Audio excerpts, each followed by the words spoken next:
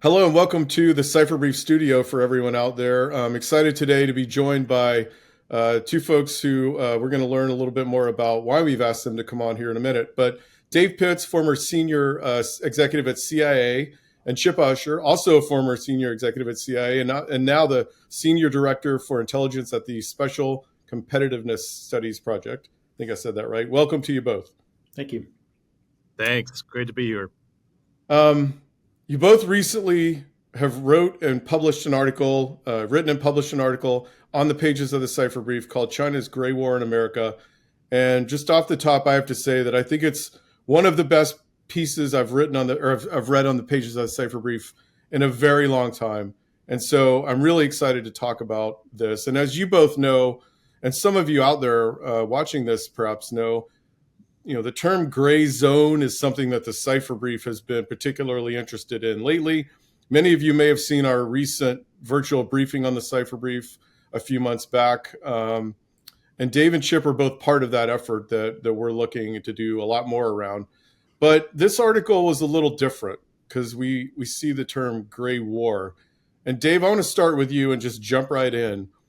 What do you mean by gray war, and why was it important for you and Chip to write this article right now?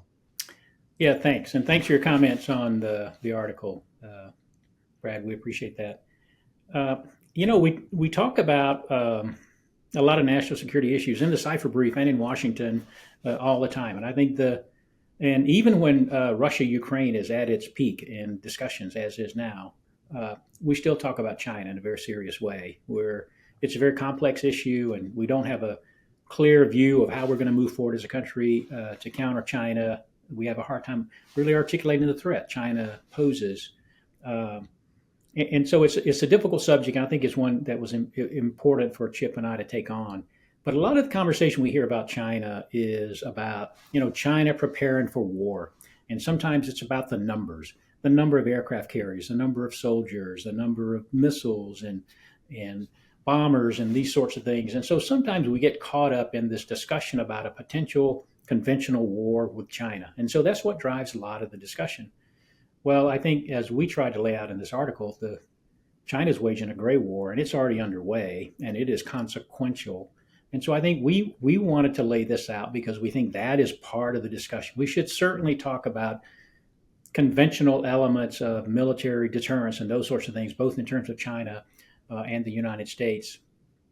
But I think that's why we needed to write it, to see if we can help expand the conversation about what the United States is doing against China, the threat China poses, by talking about the gray war that's already underway, along with the conventional preparation we're doing for a war that might actually never happen.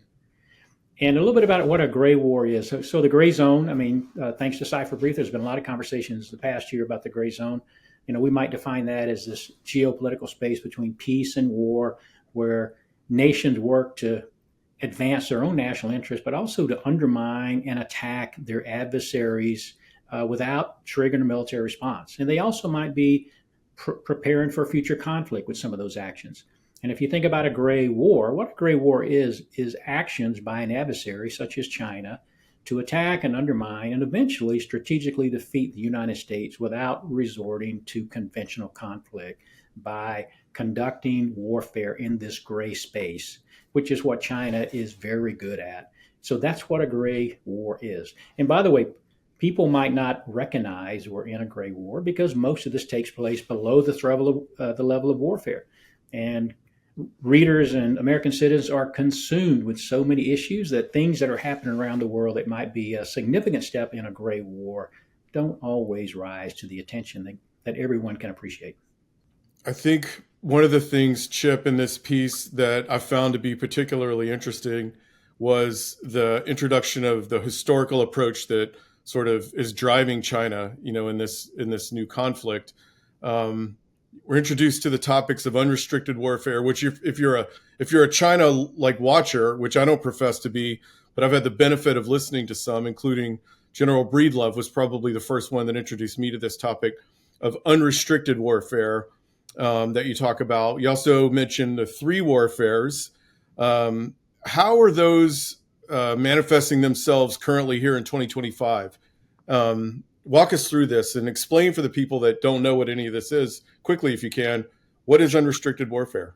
Sure. Just before launching into that, I've just kind of build on Dave's comments that what we're experiencing today is in some ways similar to the Cold War, our confrontation with the Soviet Union, but it's also different in some really important ways, right? There's an ideological struggle that's going on between the West and Beijing, but Beijing, represents a much more comprehensive power than the Soviet Union did. The Soviets, even at their height, didn't have the economic clout that China does today. They didn't have the technological clout that China has today. So the scope of the confrontation that's going on is much larger. And that's part of the reason why we wanted to put the spotlight on this.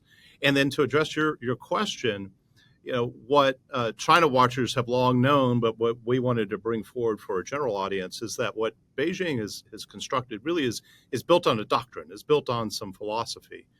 There's a concept of operations here, and it dates back quite a long way. So we talked about the very seminal work that was put out by two People's Liberation Army colonels back in 1999, this kind of unrestricted warfare concept that they published that introduced for the first time that the confrontation that they wanted to pursue, that they advocated pursuing with the United States and the West, should be based on much more than just military power. It needed to include diplomacy, it needed to include psychological aspects and economic aspects. And they've evolved that doctrine over the years, most notably in 2003 with the three warfares concept, which we talk about a little bit in the piece. But the key thing to understand is that they view this contest as like across the spectrum of national power. So it's military, it's diplomatic, it's definitely economic, and increasingly it's what we refer to as cognitive warfare, right? Really getting in the minds of average Americans, getting in the minds of average Chinese, and shaping the information environment to their advantage. And to kind of briefly summarize what we cover in the paper, what we talked about, kind of 6 elements of their current strategy, one of which is kind of the classic denying U.S. military force projection capabilities in the Pacific, particularly around Taiwan and the island chain.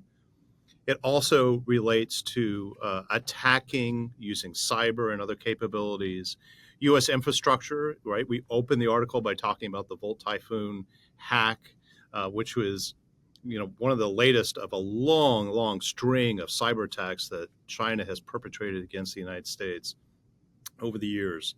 But interestingly, it also involves this cognitive warfare. And just to give you an example of what that means, Beijing is very adept at inviting young Western online influencers to China for visits, where they take them to Shanghai and take them to some of their high-tech parks and show off their economic might and clout. And the whole, it's very friendly. The online influencers are usually kind of touting China's tech prowess, in China's favor over what we have here in the West. The whole impression being that this is an advanced society, their rise is inevitable, and that the West, by comparison, is starting to fade. And the other elements really are about that economic set of tools. We've talked a lot in the cipher brief about supply chain vulnerabilities, the fact that China, dominates certain industries like electronic vehicles, like batteries, Huawei and the 5G spectrum fight. They also dominate in critical minerals, right? They've got about 90% control over the marketplace for rare earths and critical minerals. And this then translates into their economic and their diplomatic clout. So they're able to wield significant economic influence with their regional neighbors, increasingly around the globe through the Belt and Road Initiative, to undermine U.S. influence and preeminence and set global standards in their favor. The 6 fronts that you mentioned there, Chip, it's quite interesting. And I wonder if we could maybe just hit on those briefly and talk about risks to both sides. The first one, and we could just tick through these kind of quickly if you guys want, and I'll open the floor to either one of you who wants to answer. The first one that we talk about here is dominate the cognitive environment. It's a big issue that we're talking a lot about today. What are the opportunities and risks that both sides need to be aware of when you're talking about dominating cognitive space?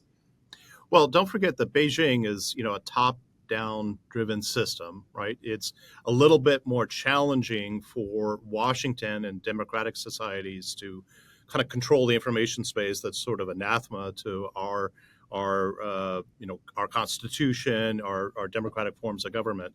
But Beijing doesn't have that inhibition, and so the government is strongly behind the United Front and these other efforts of kind of outright propaganda.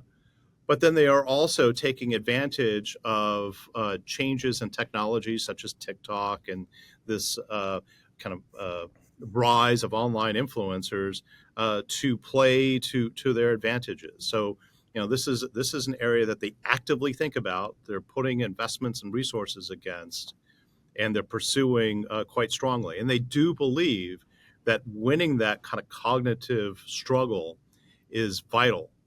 Are we able to counter that in any way, going back towards the other way, we as America? I remember one of the first cyber conferences that I went to back when I very first started at the Cipher Brief. The question was asked, well, why don't we just do more offensive cyber? And the answer at the time, and this was maybe 9 or 10 years ago, was America lives in the glassiest of glass houses. In other words, be careful about throwing stones if you live in a glass house. I mean, the threat or the target, potential targets for disrupting cognitive space is much greater in America, than perhaps in the autocratic societies that are our adversaries right now. But is there any room that we can, maneuver to counter this sort of attack on the cognitive space? Do you want me to take that one, Dave, or do you want to jump in? I'll jump in. Yeah, there are opportunities, but and this is, by the way, maybe the topic for another podcast to talk about sort of where we are globally in cognitive warfare. I mean, we're probably a little behind where we want to be in understanding sort of the complexities of cognitive warfare. This isn't just disinformation anymore. It's sort of empowered by AI and advancing technologies, and those tend to level the playing field. So now everyone can engage in pretty sophisticated global cognitive warfare, all of our adversaries and non-state actors, and it gets pretty complex. And I think the opportunity is to recognize how complex this is, and there should be a shift inside of the United States how we approach cognitive warfare. We have to elevate our game. We're perfectly capable of doing this. We're the United States. We got the best capabilities, the smartest minds. We just need to harness that and point it toward this issue. The other thing is China is, and our adversaries are persistent at this. They're just not as good as I think we are and we will be. I think this is something we understand better. We know how to do it. So the opportunity is there with just a little bit more focus in organization and resolve inside the United States. The other front, or the second front that we talk about in the piece is the idea of limiting U.S. military deterrence. Now, again, that's something that if you follow this issue closely is not new. The United States military has been concerned about their ability to project power in the Indo-Pacific now for quite, for a couple of years at least. It's been sort of talked about. But what are the risks what are the risks, I guess, on both sides? Like, how much is it really going to cost China to be able to do this? How much is it going to cost America? We don't really think, in terms of the United States military and the Navy not being able to go anywhere it wants to. But that's really kind of the situation that we could be in, in a conflict with China. I can take a quick swing at it. Yeah.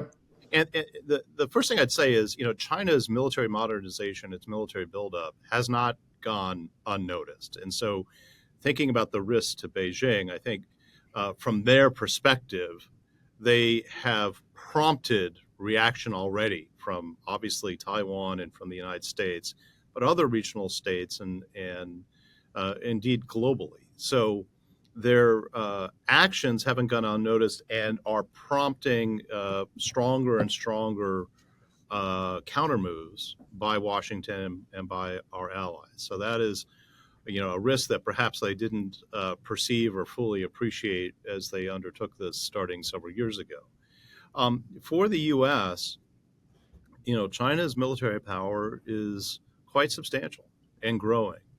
And so we need to be thinking about innovative ways to ensure that we do maintain the access that we would need in a Taiwan contingency or to that part of the Pacific theater in the event of another crisis.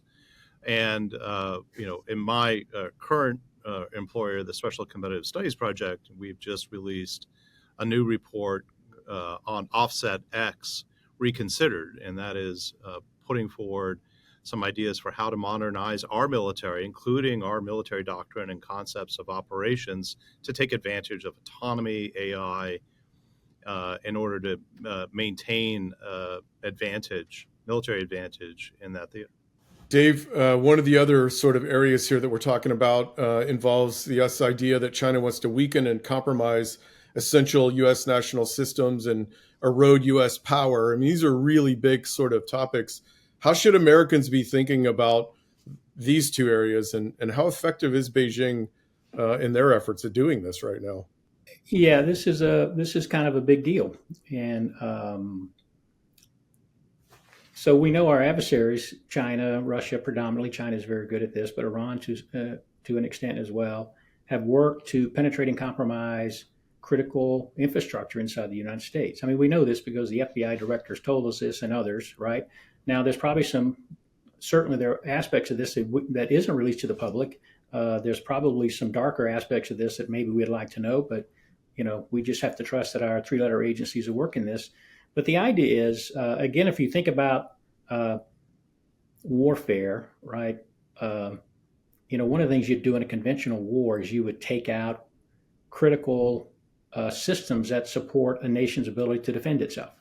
And so that's what critical infrastructure is, right? It's energy, it's water, it's the communications grid. It's also, we should add, it's space assets, right? These are the things that the country needs every day to operate. And those aren't just inside the domestic United States, they extend to our installations and our forces deployed around the world. So this is not small things. So if you are an adversary and you have penetrated those systems, and maybe, we found some of those, but maybe we haven't found them all, then that gives you an advantage when a crisis emerges. You can either take out systems inside the United States, or you can demonstrate that you can do that as a form of coercion or even blackmail. So it's really important.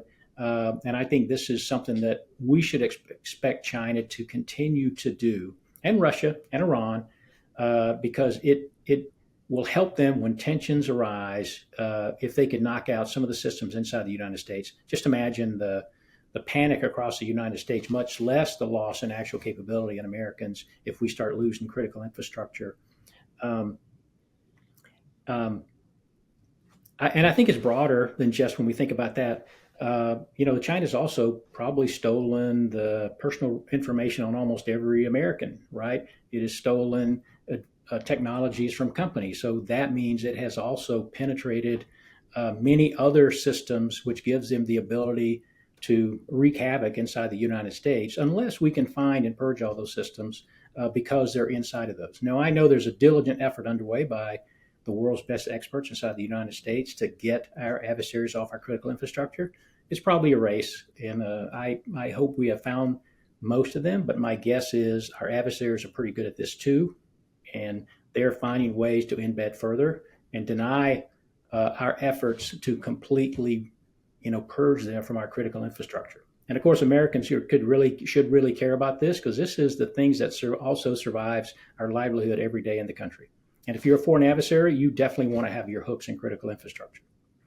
Yeah, I mean, as we speak right now, major European airports are trying to come back online from a relatively significant and escalatory, if you ask me, cyber attack that took off the ability to or took down the systems that allowed people to get checked in for their flights. So we're seeing this escalation on these attacks. Dave mentioned the word race. Chip, I want to end the final sort of front of these 6 different fronts of the war that China's following involves gaining technical superiority over the United States. We talk about the tech race all the time. Right. It's very difficult to wrap your head around.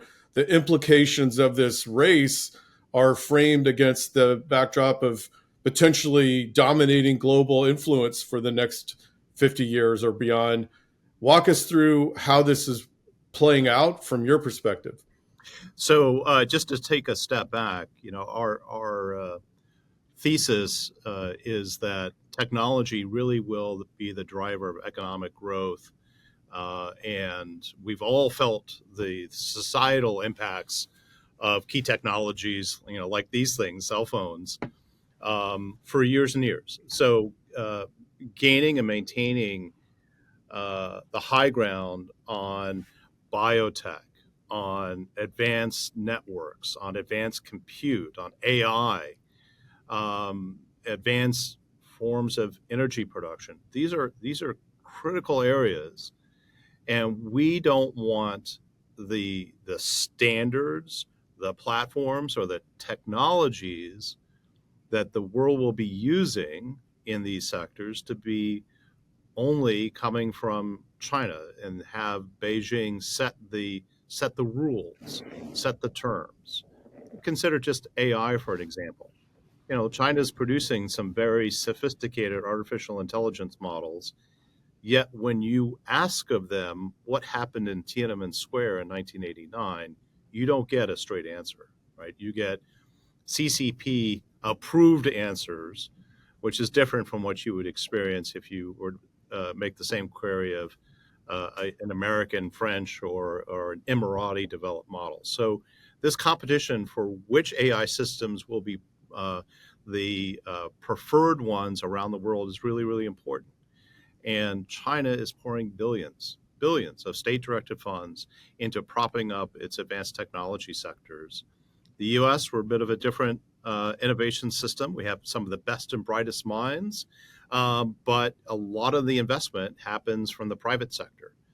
And we think that that's a strength, but there needs to be some national purpose, national guidelines that go along with that. And that's a lot of what we talk about here in my organization. So it is a critical area.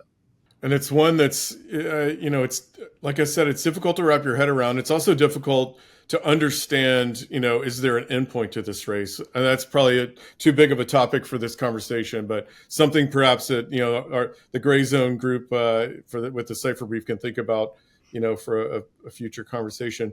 Dave, I want to come back to you for a second. There's a phrase in this piece called strategic defeat, which I found to be particularly interesting and helping me to be able to visualize sort of how this might play out over a long, time frame. What does that mean, strategic defeat? Why should Americans care? And where are we in this piece of it?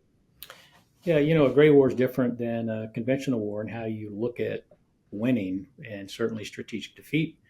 The metrics are completely different, as we said in the article. We don't, if you go back to sort of looking at the last war of great powers, World War II, and how we measured defeat, it was pretty obvious, right? There were cities destroyed, armies lost, there were numbers of casualties, a lot of counting of things and losses of territory and those sorts of things. It was pretty obvious to report and understand what defeat was. A gray war is different, right? I mean, if you're in a gray war, you don't really want to inflict that kind of catastrophic damage on an adversary that you want to be your trading partner in the future, right? A gray war is just different. So when you think about strategic defeat in the context of gray war, we talked about this cumulative loss of relative power, autonomy, and influence across broad spectrums: cognitive, economic, military, geopolitical, and technology. That's a pretty broad spectrum, which resulted in a diminished ability, right, to deter, resist, or even respond to actions or ambitions by an adversary. And I think if you think of it in those terms, that's the right way to talk about what strategic defeat looks like in a gray war. And I think we should certainly care, because the consequences would be significant there. It would mean a change, right, in sort of the global balance in power, like we haven't seen in over 80 years, with China and its transactional authoritarian partners sort of arising to the top at the expense of the United States. It would mean things like the dollar is no longer the dominant currency in the world, and we have a weakened global influence with our economy. And if you think about projecting power over time by the United States. Military has been one of those, but certainly economic power, right? We've used it to do good things, to incentivize and reward, right? To build partnerships. We've also used it for sanctions. So economic power means a lot. It would be diminished, right, in this idea of a strategic defeat. It would also mean that our adversaries are less likely to trust our security guarantees or our offers of deterrence because we would have demonstrated that we couldn't do it. And it would also mean that our adversaries wouldn't fear that as much, which would be a big deal. It could signal to our adversaries that this is the end of an era, the era of American preeminence and dominance across the world, which could certainly motivate all sorts of efforts around the world for large authoritarians to attack and consume smaller countries like we've seen happening, and efforts by Russia to do that, but other countries could do that as well. So it would be a significant shift, right? It doesn't mean it's going to happen, but that's the goal, right? We're certainly capable of countering this, but we should understand what that strategic defeat could look like. You mentioned economic power and influence. Chip, I want to turn to you because in the article, you wrote about the idea of forming like an economic NATO type alliance where there would be sort of a shared response on cyber attacks or perhaps attacks on critical infrastructure. I think that was a really interesting sort of concept and idea to think about in this modern sort of context of a gray war that's manifesting itself in much different ways than conventional wars, certainly World War II did. Can you talk a little bit about how that might work in practice? And is there progress on this front? Is there sort of, a broad demand amongst our allies? Like, where are we on this front? What we're talking about here is pretty sobering stuff, right? And we perceive that a lot of Americans don't fully understand the nature of the threat and certainly don't understand our vulnerability to China's gray war tactics. But there are things that we can and we should be doing. The first is, I think we need to be exposing Chinese gray war activities when they occur, right? And kind of call it like we see it, call it out when these things happen, such as the revelations that have been made by the White House and our national security community about some of these cyber hacks, some of the conversations happening around China's trying to maneuver itself into a controlling position on some supply chain issues, some technology issues. All that's really, really important. The second element is to build our resiliency, and I think it needs to include an element of collective resiliency, which is where we got into that kind of economic NATO-like structure. Because, try as we might on the critical minerals front, the United States simply cannot produce all of the rare earth magnets and other critical minerals that our economy needs. We'll have to partner with other nations. Fortunately, many of them are friendly nations. Like a lot of rare earths and critical minerals come from Canada, Australia, or those countries or other like-minded countries are active in places in Africa or Latin America where some of the supplies are coming from. So this idea of friendshoring and partnering with allies and partners to tighten up our supply chains, make them less vulnerable to disruption by China, to promote technologies and technology platforms that are, kind of grounded in Western democratic values is essential to that. The last, and this is, maybe something that David can also expound upon, is, it's not just kind of calling out bad behavior. It's not just increasing our resilience, but, it's probably getting to a point now where the United States needs to start imposing some costs on China for this type of behavior. And if you think about the Volt Typhoon example, that is inherently an unfriendly act, right? And they are getting away with it. In fact, they are still on our systems, right? They haven't been purged out of them yet. And I think, decades of experience between Dave and I teaches us that, the way to induce a change in behavior is to kind of increase the cost of bad behavior on your adversary. And we need to start talking about that. Back in the Gray Zone virtual session that we did a few months ago, I think it was kind of agreed upon by the group at that point that the United States doesn't really have a coherent strategy that kind of governs what we're doing across all these different spectrums.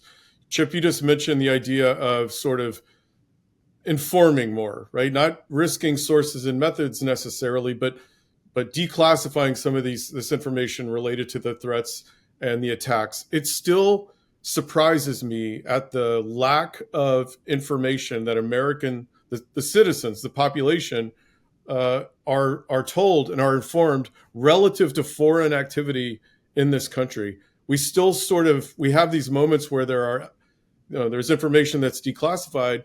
It's a big deal. It's always a really big deal. And then on the other side of that, I think a lot of the times Americans get their information, whether it's from the mainstream press or media, or it's more of a DOJ kind of FBI law enforcement type briefing that has very, very different parameters for how they communicate information, most of which are governed by don't do anything that could potentially disrupt a final court case. We're in this middle sort of area where, whose job is it to really kind of change the narrative and maybe shift the paradigm on how Americans are informed relative to these foreign threats? Because certainly from my days before I joined the Cypher Brief, the idea of a CI briefing or a CI threat was just sort of second nature. Like, this is what you might encounter. These are the threats that are out there. You beware for. You go through training. Do we need something like that for America? Like, how do we sort of more formalize this idea of declassifying information without doing harm for our ability to collect it? Yeah, it's hard, right? But it's impactful, right? And I think we certainly have the means to make good decisions on when we can safely declassify some information so we're not risking sources and methods, so that we can have an impact in this sort of gray warfare. Think back to the decision to declassify information relative to Russia's plans to invade Ukraine. Russia was following its playbook, right? And it was laying down this false pretext for invading Ukraine, much as it did 2008 in Georgia and back in Crimea. I mean, we know this, we see this playbook, right? It's pretty obvious. And that is one of them. You have to lay down a pretext to invade. You have to delegitimize the government. You have to talk about protecting populations, Russian-speaking populations, vulnerable populations inside the country, and you have to attack the West as you're causing us to do this, so we're this reluctant invader and we have to do it. Russia was spinning that, even though everybody understood, hey, that's a lot of crap. So that intelligence diplomacy that the U.S. government did with its allies, and then the strategic declassification, which is, I think, the term was used at the time, maybe still being used, was a decision to we need to share this information more broadly, and they did. And I think what it did is it completely stripped away this false pretext. It just laid bare the naked aggression that was about to take place. And I think it sort of set the conditions for more support for Ukraine in those early days, and it might have made the difference, right? If you remember, there were analysts talking about how many hours would it take before Kyiv would fall and those sorts of things. I mean, it was a desperate situation, and I think this calculated, thoughtful, strategic declassification of information when it will make a difference is something we should do. The other thing, this is one of the problems too, and we talked about it a little bit earlier this morning, is, Americans are saturated with so many things, right? And many Americans are saturated and surrounded by domestic issues. They're all important. We should be paying attention to all those domestic issues that I think sometimes, and I can remember some briefings done in public by former, directors of the FBI or the intel community, which just laid all this out and just really scary detail, and it didn't have much of an impact on the public. And maybe because the public wasn't paying attention or wasn't a way to get it out more broadly. I just think when we are consumed by so many issues, and this isn't sort of a conventional war, right? Planes aren't dropping bombs necessarily, and troops aren't on our shore. Sometimes this just doesn't register. It's a challenge we just have to figure out. How do you, when you're talking, both of you, I'll ask you this, and then I'm going to come to you for some, closing thoughts here. When each of you are sitting around the dinner table or interacting with your friends and family, and these types of conversations come up, how do you respond to the, or how do you maybe not respond? How do you get the message across to the people that you care about the most, who might not follow this kind of thing on a daily basis? Hey, this is something you really need to pay attention to.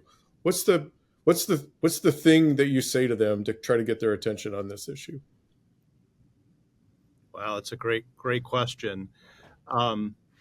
In my conversations with friends and family, I think I try to draw some analogies, some points of comparison.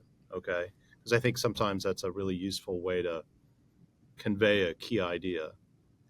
And what I've told people is, you think back to the last time the United States was galvanized around a national security problem. That to me is the 9/11 attacks. I think really that was probably the last most significant kind of turning point.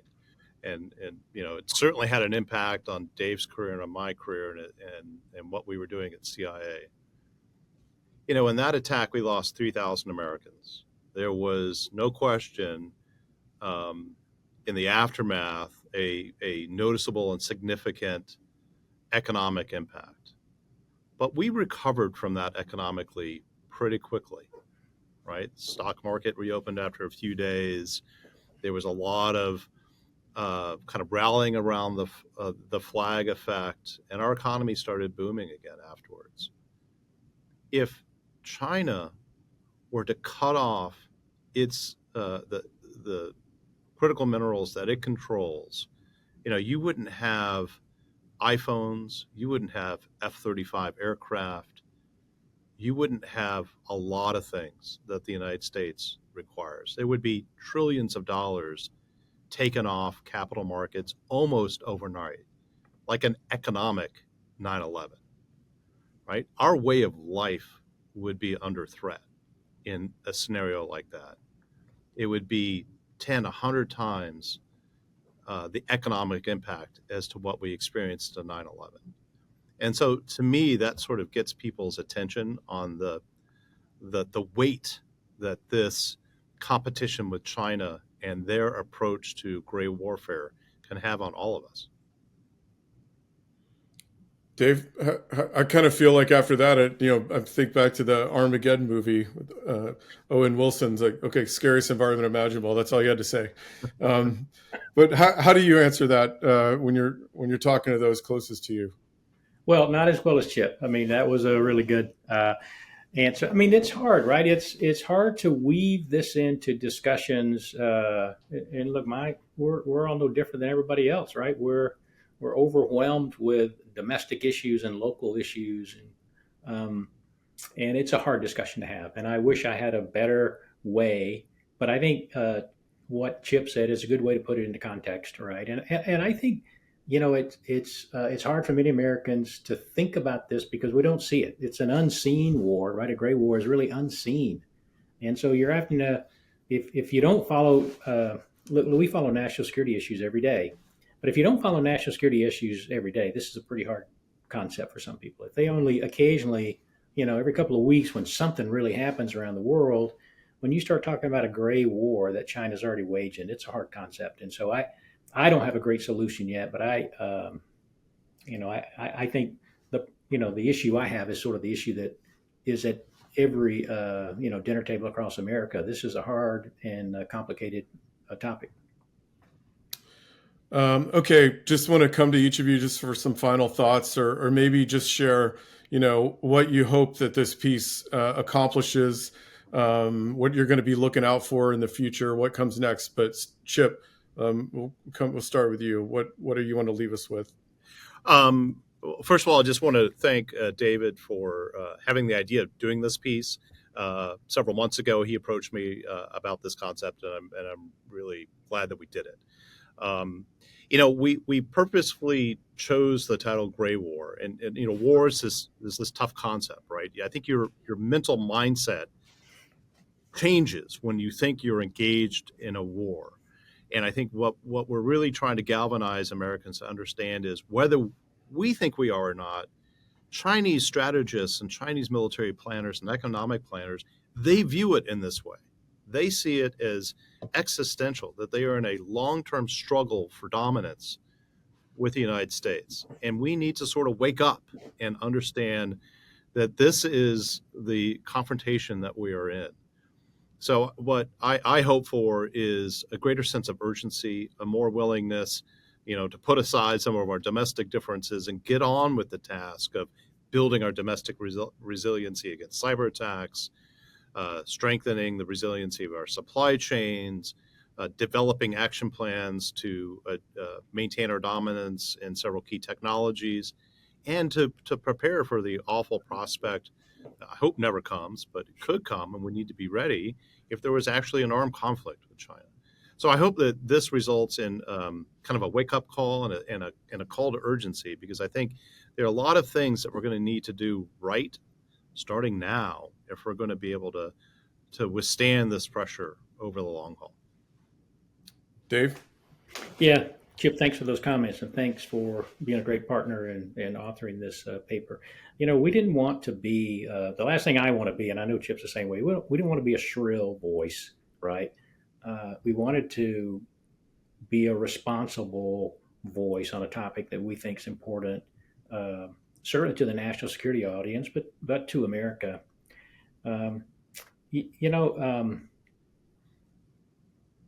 If you want to prevail in a war, you got to recognize when you're in a war, right? And I think that's one of the issues, right? We have to acknowledge that this is underway, and that this is what, as Chip points out, it doesn't matter what we think. This is what China and its partners think. And so that's what matters. The quicker I think we can sort of look at this as a national security issue, the better. We have to be prepared as we are to fight and win in a conventional war. We have to be as prepared to fight and win in a gray war, and that's that acknowledgement part. So there's some realignment we have to do in order to do that.